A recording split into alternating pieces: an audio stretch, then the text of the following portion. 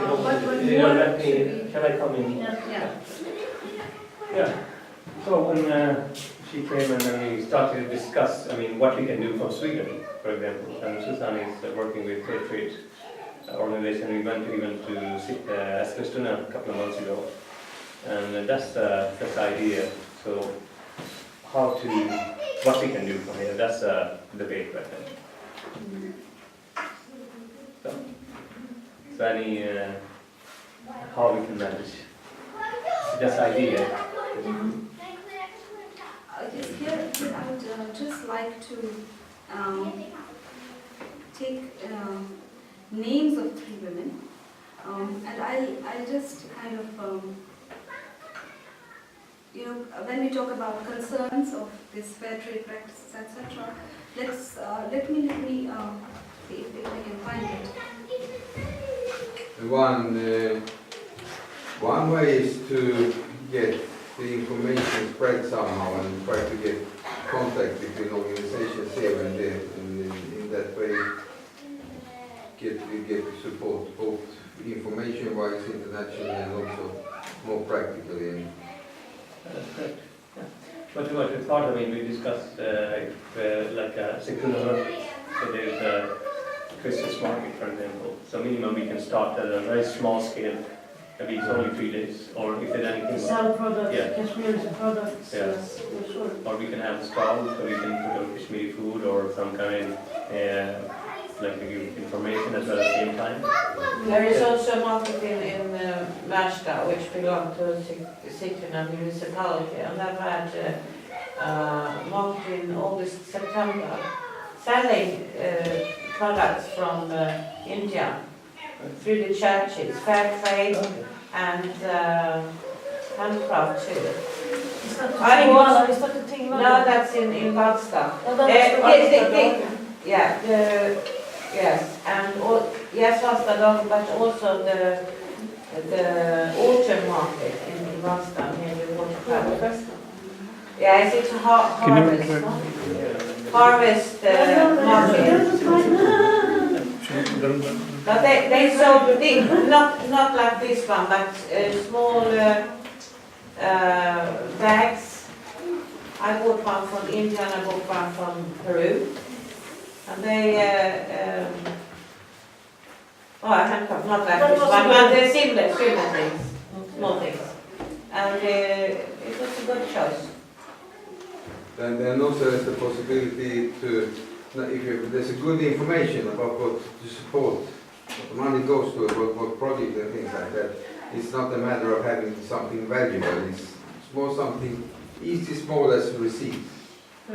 Like it can be a very simple thing, even the paper with the picture you have supported this and it's very popular here, especially before Christmas. People are buying things like that and gives away instead of giving somebody a present. They give, we have supported 500 crowns here and there. We have very sophisticated kind of shawls, or we have rugs, and we have paper mache stuff. But how to think about with the Swedish market, maybe paper mache with some more relevant to like Christmas bells, or whatsoever, that kind of thing, but is relevant here. That we can think about it. Yes, but the fair trade, to get certificate for fair trade, you have to it must be a contract with Fair Trade International. They put out a person to look at a certain business.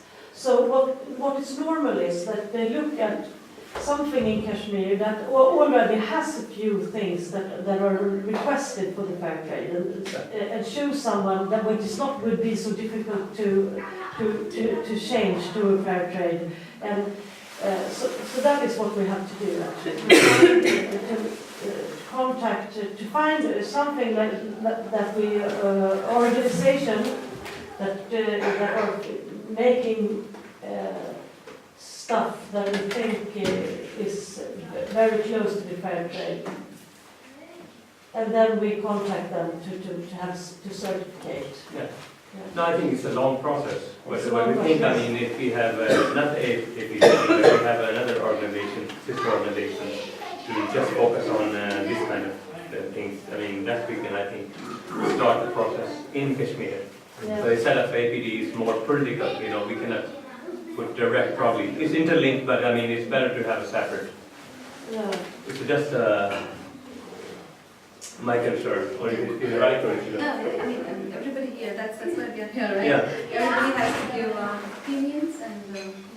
And I also have to say that Kashmir handicraft is well known all over the world. In 16th century, France, the royals used to kind of, flaunt the Kashmiri shawl on their shoulders. So it's not just about small things. They can you can really earn lakhs of rupees by selling just one shawl.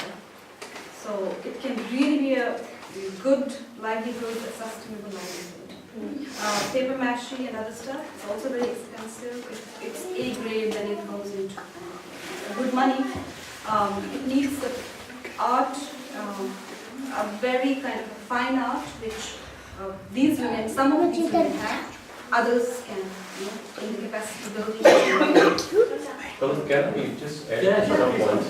Actually, some of the concerns that we have, because I have been kind of bit associated with this kind of work in Kashmir and with APDP. I think Talak's point is very valid there, because APDP is completely political, and at times it becomes complex to ignore certain structures or certain processes that are in place. For example, I don't know for fair trade what kind of requirements that organizations have here to ensure that to give that fair trade certificate to the products that may come from Kashmir. That's one. And the second is that we already have identified women from the APDP who are doing something on their own. And third aspect is that these women are scattered all over Kashmir. So some of them are into this kind of work. They have the skill of doing this kind of work on shawl or some other things. But then the main question remains that we have products. Kashmir has been exporting things from across the globe. But then the problem remains the fair trade practices have not been in place. Yes. Because of the fact all these women come from countryside, and the capitalists in say Srinagar city have been buying these products or paying them wage labor, which is very minimal, which is very small amount of money that they get. So it's like I have a shop in New York and I have money, I'm a Kashmiri trader. So I go to the village, I say that I need this kind of a design for my shawl. So I pay them a very small amount of money. And then I sell this at a cost which is 10 times or 50 times higher than what I pay to them. So creating a space for these women to sell their own products on their own, or they procure it from other women and then sell it, is something which will fall under the fair trade practices. But we would like to know that, what are the procedures in place? What kind of requirements are there? Does fair trade organizations here need some kind of a legal document in terms of the organizational status? For example, in India, you have a registration under Societies Act or as a trust. So do we need to create a trust kind of a thing where you have a trust that these women are doing this as a part of some kind of a group? So what kind of requirements are there in place? I could find them for you and help you to read it. So you can also see on the Fair Trade International's website. There's a lot of information there about the requirements. Because, But I think, if we can keep getting information and developing, but at the same time, after Christmas, minimum is our small scale, what we can do. So if we can save money for the project. We don't need because fair the trade money, after because Christmas.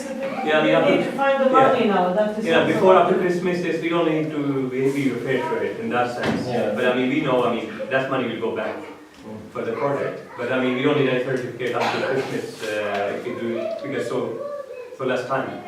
But the question is how the Kashmir organization could find the money for this organization. Is that I could apply for funds or funding or For that kind, I think maybe if you just look for education money, maybe we want to promote this kind of education there.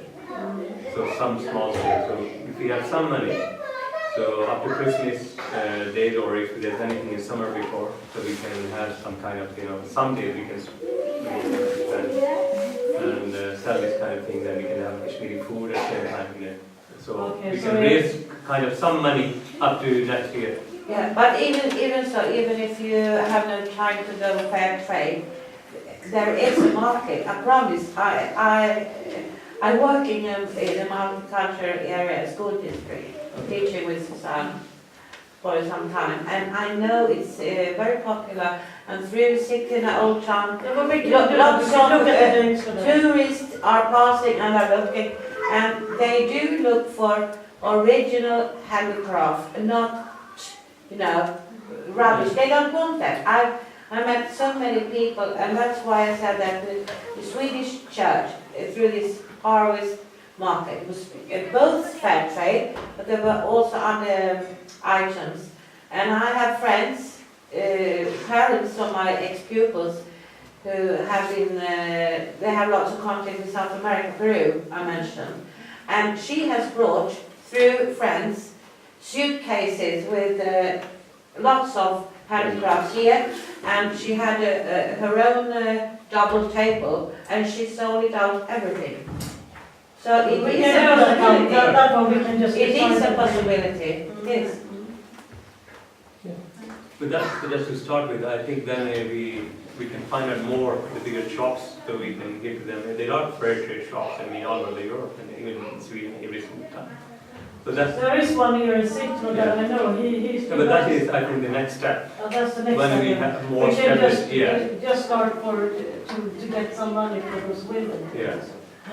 So I think what we see, that's a way forward to sustain their life. Instead of, And it's not only about sustaining the livelihood, it's also about sustaining the organization. Yes, of course, yes. Yeah. So their office is one room. It's a one-room office where they work. So all the documentation lies scattered sometimes here and there because they have documented thousands of disappearances. So the number of files is so huge, they don't have even a rack kind of to keep them. Because also about the funding and also because of the lot of intimidation from the state. So outside the door, you will always find a CID officer in a civil uniform. So both of things, they also have to negotiate the state, they also have to negotiate the internal issues, the organizational issues as such, which are never kind of, insignificant, always significant. So this kind of an initiative, it can just breathe a new life for your organization. This one thing I'd like to add here. See, the basic, homework has been done.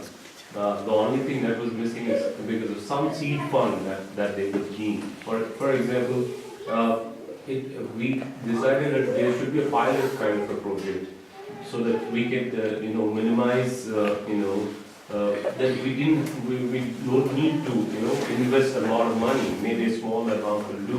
So that's why we identified women who were already doing some kind of a work instead of training new people in a new kind of a setup and who have initiated something on their own and they're very forthcoming in it because we also have to understand that these are all women who have suffered a lot and at times these women, have not been able to claim their agency. They are more looked like as victims and they have not been able to come out of this kind of a trauma. And some of them who are doing it, so we wanted to engage with only those women, initially at least, so that we don't have to, invest a lot of energy in motivating them. So self-motivated women who are already doing something have already been identified as a part of the groundwork that needed.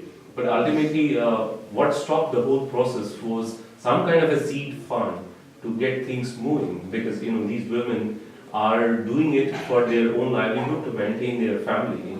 So somebody has a son going to school, so she is doing part-time this handicraft work. She's also working as a tea stall owner, a small makeshift tea stall outside a college that she's selling tea herself. So somebody is also working on handicraft. She's also a baker part-time. So they are trying to run their families in their own ways, negotiating with different structures. So, but then what stops them to move beyond these kinds of things is we need to have some kind of seed capital, some kind of an investment, which will allow them this space. Because if there is an issue of daily bread and butter, then it becomes really difficult to innovate or think beyond those. That's exactly what I mentioned, you know, to Christmas market, or if we find a couple of more times during the summer. So, I mean, small amount of money we can, raise to bring the stuff, some. So I think with food and with a small amount of our handicraft, we can make some money during the week. How big amount of money do you think is needed? I don't know. We have to think about it. That estimate we can. $1,000, Yeah, I understand. That estimate we can make, Yeah. if you give us time. Because we have some sense of these things. There Because was also a document done already, where this small project, these 3-4 girls, they went to these women. There was also one meeting of these women when they talked about the same things. So there has been already one meeting of these women. 18 of the women along these lines, participated for the same thing, that okay, how to build up sustainable livelihoods, etc. So there is, for example, this woman, she is from Sapakatul, which is an area in the Srinagar city. She, along with her daughter, works on her dupattas. this is a scarf. The scarves, Yeah. they make like net scarves. So she is saying that the amount which she is able to earn is at least 30 to 40 per day. This is half a dollar. 3 kroner a day? Okay. 3 to 40, 30 to 40. Yeah. 3.5. Okay. So she says that the middleman who is responsible for her things to be marketed is basically the person who is getting benefited more than she is. So there is this another woman, she's also a member of APDP. Her husband is disappeared, so she belongs to Srinagar city again, and she has been doing stitching and tailoring business, and she has started it on her own, and she's very comfortable if she works at home and stitches at home. And then there is this woman, Shamima, and she's from, again, Srinagar city, and she says that she has started a tea stall just outside the hospital. There's a hospital over there, and she says that she works from 7 a.m. to 7 p.m. And she waits for her son's winter vacations, because then he helps her at the tea stall. So it's very diverse kind of the kind of It's self-motivated. self-motivated things, or what they had to do because they had to run the family.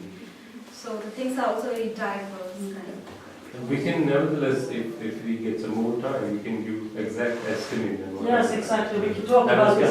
These Yeah. are the questions, now we have put up the questions. But anyway, we have to think about I want to add one thing, it's Nordic Kashmir organization is just less than a year old. And our 2 points, we are working with the fair trade and the trade union education. And I think both are interlinked. And fair trade means, the fair, right, for the trade union at the same time, during the, Yes, because these women, and the teachers union, then you come in later on, it's like, what you can do. But in the fair trade project and so on, that's quite a big thing. It's not as easy, it should be transported and everything. If you convince the public what it is, it goes to a good thing, they don't mind giving money. In fact, the difficulty of getting people to give money away is that you have to convince them that it goes to the right thing. If it goes to the right thing, people know they are living in one of the most well-off countries in the world, and they have a little bit of bad conscience. If they can give something for something good, they don't mind. Since I know I've been working with collection and things like that. Myself, I collected almost 1 million Swedish crowns altogether, but it's many years. It's not difficult. If you manage to convince the public, then it's possible. Then also what could be possible, I could, for instance, you have this information of the project. I could take pictures, only take pictures of the projects and things, tell people this woman is selling this for this. If you send it 10 times the amount, you will get it, then you will help her. And you just do it like that, then you don't need the capital, because to get the capital and all that thing, it's quite a process. Yeah, that also makes sense. You know, kind of an online portal which displays the products. Somebody's It's a website. making this, you could say, this woman makes this and she only get so much, you pay 10 times more and the price and everything. That would be possible. Especially in this area, just because it's so multicultural and has been for some years now, people from all over the world, we have had these markets, traditional food, that is one very important thing. Then you can add some things to sell. But as I said, we talked about the Ghazala market, and there are others too. And they've had special tables with Arabic food, Lebanese food, South American food, and they've always had something to go with it to promote their own country, or if they have friends. I'm tired. Organization. Yeah, different kinds of organization. As I said, my ex-pupil's mother, she's married to a man, an Indian from Peru, and they have friends, and they go back and forth with suitcases. And they, you know, no middle hands. They do this to give something back. So they send all this money back to her husband's old village. And it has started very well. So I think the questions are now in there, so we could eat and then we can have more.